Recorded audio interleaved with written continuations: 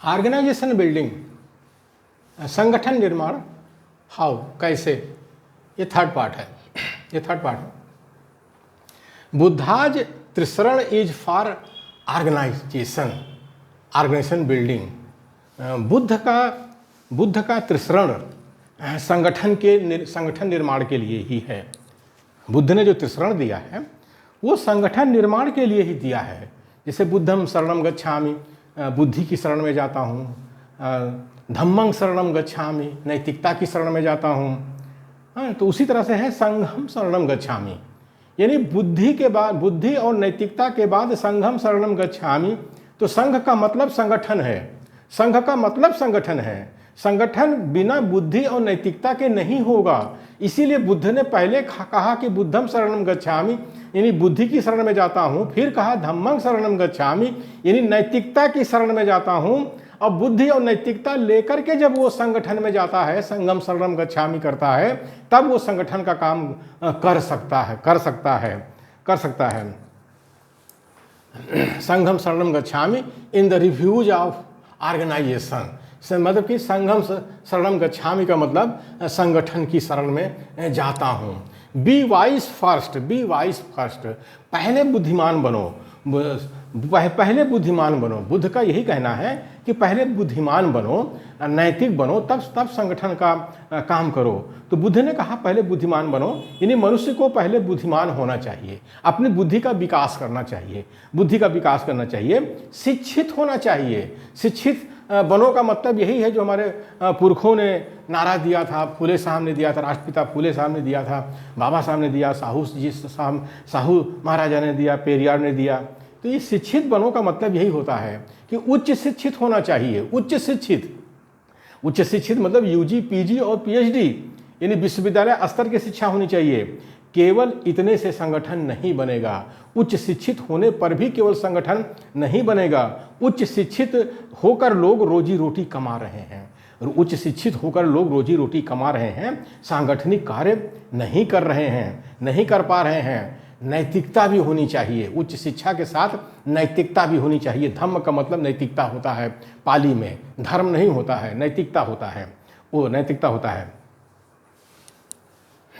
Education with morality, शिक्षा होनी चाहिए नैतिकता के साथ।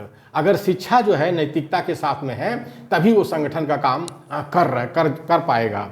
एजुकेशन मोरालिटी देन ऑर्गेनाइजेशन, यानी शिक्षा नैतिकता उसके बाद संगठन का काम करना चाहिए, तभी वो सफल हो पाएगा। केवल शिक्षा से काम नहीं चलने वाला है, शिक्षा के साथ नैतिकता भी चाहिए, और शिक्षा भी उच्च शिक्षा चाहिए, यूजी, पीजी, पीएचडी लेवल की चाहिए, और साथ में नैतिकता चाहिए, तभी वो संगठन का काम कर सकता है। उच्च शिक्षित के साथ साथ मनुष्य में नैतिकता होनी चाहिए। उच्च शिक्षित के साथ साथ मनुष्य में नैतिकता होनी चाहिए। उसमें मानव मूल्य एवं नैतिक मूल्य होना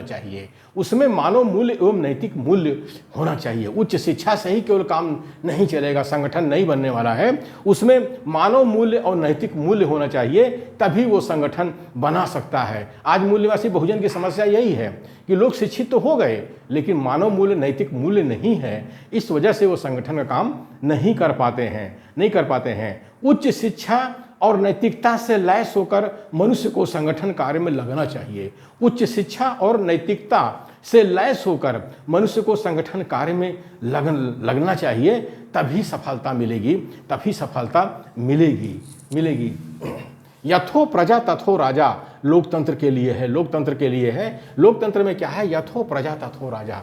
लोकतंत्र में क्या होता है? जैसी प्रजा होती है वैसे उसका शासक होता है। अगर प्रजा के अंदर जो है शिक्षा है, नैतिकता है, तो शासक कहाँ जाएगा? शासक को भी शिक्षित होना पड़ेगा और नैतिक होना पड़ेगा। तो लोकतंत्र में बहुत जरूरी है आम जनता को शिक्षित बनाना और उसको नैतिक बनाना। ये बहुत ज़रूरत है। आज जो भारत के मूल निवासियों का देशव्यापी संगठन नहीं बन रहा है, उसका कारण समाज के उच्च शिक्षित और नैतिक समाज में उच्च शिक्षित और नैतिक लोगों का भारी अभाव है। समाज में उच्च शिक्षित और नैतिक लोगों का भारी अभाव है। दीज डेज मूल्यवासीज lack in higher education and morality.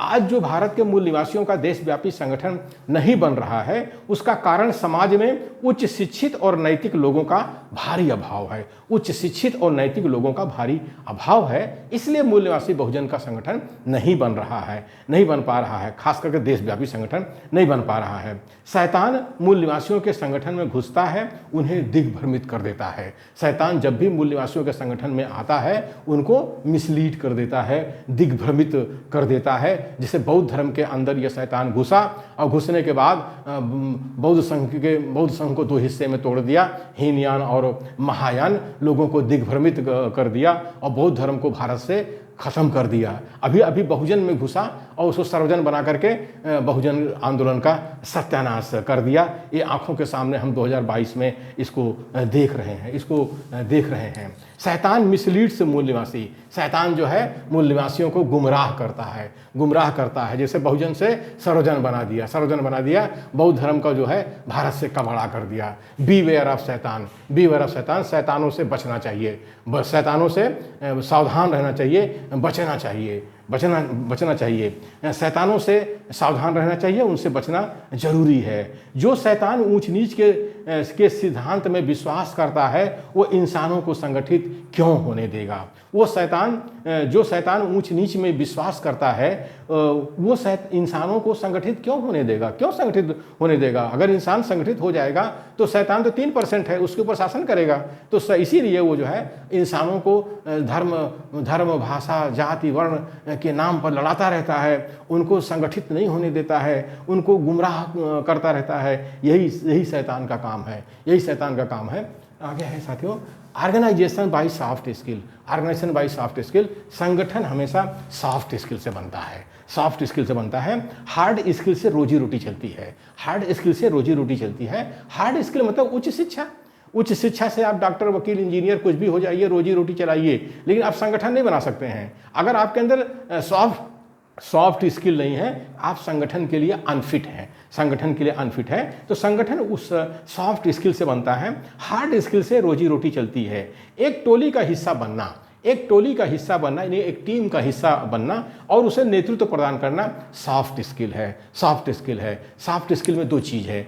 ये पहली चीज़ है कि आपको एक टोली का हिस्सा बनना आना चाहिए, यानी एक टीम का हिस्सा बनने की क्षमता आपके अंदर होनी चाहिए। उस टीम में आपको एडजस्ट करना पड़ेगा, सामंजस्य बनाना पड़ेगा, तभी जो है ये सॉफ्ट स्किल है। बिना सॉफ्ट स्किल के आप किसी टीम का हिस्सा नहीं बन सकते हैं। दूसरा सॉफ्ट स्किल ये है कि उसको जब भी मौका मिले नेतृत्व प्रदान करना चाहिए, लीड करना चाहिए उस टीम को। ये सॉफ्ट स्किल है, यानी लीडरशिप जो है सॉफ्ट स्किल है और टीम का हिस्सा बनना ये सॉफ्ट स्किल है। तो टीम का हिस्सा बनने के लिए आपको इंडिविजुअल बिहेवियर को सही करना पड़ेगा, अपने व्यक्तिगत व्यवहार को सही करना पड़ेगा, तभी आप एक टीम का हिस्सा बन सकते हैं। और नेतृत्व प्रदान करने के लिए, लीडरशिप के लिए आपको ग्रुप बिहेवियर आना चाहिए, यानी अपने ग्रुप बिहेवियर को सही करना पड़ेगा, सामूहिक व्यवहार को सही करना पड़ेगा, तभी संगठन बन पाएगा। तो सही देखा जाए तो जो बुद्ध का त्रिशरण है, बुद्धम शरणम गच्छामि, धम्मं शरणम गच्छामि,